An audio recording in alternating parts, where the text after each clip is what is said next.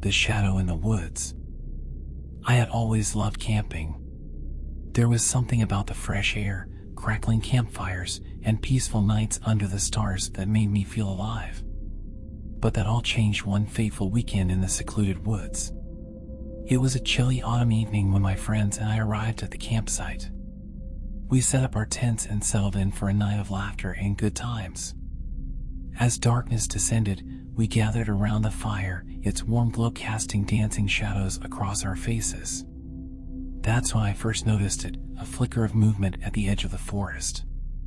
It was fleeting, like a whisper in the wind, but it sent a shiver down my spine. I brushed it off, thinking it was just my imagination playing tricks on me. The night wore on, and we indulged in ghost stories, trying to outdo each other with tales of horror. Little did we know that the true horror was lurking just beyond our campsite. As midnight approached, we heard rustling in the underbrush. It started faintly, but soon grew louder and more frantic. We exchanged nervous glances, our laughter fading into silence. The hairs on the back of my neck stood on end as I strained to listen. Suddenly, a figure burst through the trees, sprinting towards us with wild eyes. It was a disheveled man, clad in torn clothing and covered in dirt. Panic etched across his face as he gasped for breath. "Help! They're after me," he pleaded, his voice trembling with fear. We scrambled to our feet, instinctively drawing closer together for protection. Before we could react, a group of masked men emerged from the darkness, wielding crude weapons. Their eyes burned with malice, and their twisted grins sent chills down my spine. Without warning, they launched a brutal assault on the man, mercilessly beating him. We were frozen in shock, unable to intervene. The sounds of bones breaking and the man's agonized screams echoed through the night, haunting us. It was a nightmare playing out before our eyes, and we were powerless to stop it. Eventually, the attackers disappeared into the night, leaving behind a scene of horror and devastation. The man lay motionless on the ground, blood pooling around him. We rushed to his side, desperate to help, but it was too late. He had succumbed to his injuries, his life extinguished in a blink of an eye. Tears streamed down my face as the reality of the situation sank in. The darkness that had consumed our campsite was far more sinister than anything we had imagined. We had unknowingly stumbled into a den of violence and madness. To this day, the memory of that night lingers in my mind like a haunting shadow. It serves as a chilling reminder that evil can lurk in the most unsuspecting places, waiting to strike when least expected. The innocence of camping has been forever tainted by the gruesome events that unfolded in those cursed woods. As we packed up our belongings and left the campsite, a heavy sense of unease settled upon us. We vowed never to return, haunted by the twisted faces of the attackers and the lifeless eyes of the man they had mercilessly slain. The woods would forever be a place of darkness and terror, a reminder of the horrors that can befall even the most innocent of souls. The sinister hitchhiker. It was a hot summer day, and my friends and I decided to embark on a spontaneous camping trip. We crammed our gear into the trunk of my car and hit the open road, eager for adventure. Little did we know that this journey would take a dark turn we could never have imagined.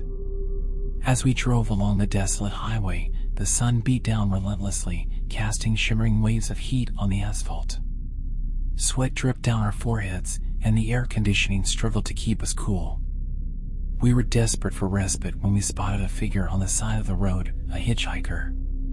He stood there, a disheveled man with sunken eyes and unkempt hair. His thumb extended, a silent plea for a ride.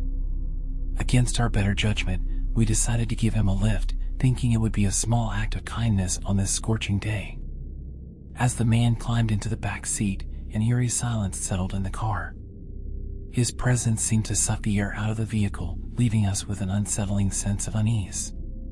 But we pressed on, exchanging nervous glances as the miles passed by. The hitchhiker, rarely uttering a word, stared out the window with a vacant expression. His gaze was fixed on something unseen, and a chill ran down my spine every time I caught a glimpse of his face in the rearview mirror. Something about him felt off, as if he carried a darkness within. As dusk descended, the atmosphere grew increasingly tense. We reached a desolate stretch of road, far from civilization, and the hitchhiker's demeanor changed. His eyes gleamed with a sinister glint, and a wicked smile crept across his face. "Stop the car," he commanded, his voice laced with a malevolence that froze our blood. We hesitated, but the urgency in his tone left us with no choice but to comply. We pulled over, the engine idling as the night enveloped us. The hitchhiker stepped out of the car and vanished into the shadows, his laughter echoing through the air. Panic gripped us as we realized we were trapped, stranded in the middle of nowhere with a dangerous stranger lurking in the darkness. Suddenly, the sound of footsteps approached from all directions. Figures emerged from the shadows, surrounding us with malevolent intent. They were a gang of ruthless criminals, drawn to our vulnerability like vultures to prey. In a heartbeat, they descended upon us, overwhelming us with their violent aggression. They smashed the car windows, reaching inside to snatch our belongings. We were helpless, paralyzed by fear as they tore apart our carefully packed memories and dreams. As they disappeared into the night, leaving us battered and broken, the weight of our naivety settled upon us. We had unwittingly invited darkness into our lives, blinded by a false sense of compassion. The hitchhiker, a wolf in sheep's clothing, had led us into a trap, preying upon our goodwill for his sinister plans. We were left bruised and scarred, physically and emotionally. The shadows of that night forever cast a pall over our once carefree spirits. The memory serves as a haunting reminder that evil can disguise itself in the most unexpected forms, lurking in plain sight, ready to pounce on unsuspecting victims. The abandoned cabin. The anticipation of a weekend getaway in the tranquil woods filled our hearts with excitement. We arrived at our chosen campsite, nestled deep within the forest, with a sense of adventure and anticipation. Little did we know that our idyllic camping trip would lead us to a place of terror and dread. As we set up our tents, we noticed a dilapidated cabin hidden amongst the trees. Its weathered wood and broken windows whispered tales of forgotten memories and abandoned dreams. Intrigued by its eerie presence, we couldn't resist exploring its haunting secrets. The sun began its descent, casting long shadows that danced ominously around the cabin. With flashlights in hand, we cautiously approached the creaking front door. As we stepped inside, the air grew heavy with an otherworldly stillness. The interior of the cabin was frozen in time, trapped in a perpetual state of abandonment. Cobwebs adorned the corners, and dust particles floated in the dim light. The walls bore faded wallpaper, peeling away to reveal glimpses of a forgotten past. But it was the photographs scattered across the floor that sent chills down our spines. They depicted a happy family, their smiles frozen in time, yet their eyes held a haunting emptiness. Something about their vacant stares filled us with an inexplicable unease. As we ventured deeper into the cabin, the atmosphere grew increasingly oppressive. Whispers echoed through the rooms, as if the very walls held the secrets of its dark history. Shadows danced along the walls, shifting and contorting in a macabre dance. Suddenly, a floorboard creaked behind us. Our hearts skipped a beat as we turned, our flashlights trembling in our hands. The cabin seemed to come alive, its eerie presence seeping into our bones. Fear clutched at our throats, making it difficult to breathe. A figure stood in the doorway, a haggard man, his eyes filled with madness. He mumbled incoherent words, his voice a haunting melody that sent shivers down our spines.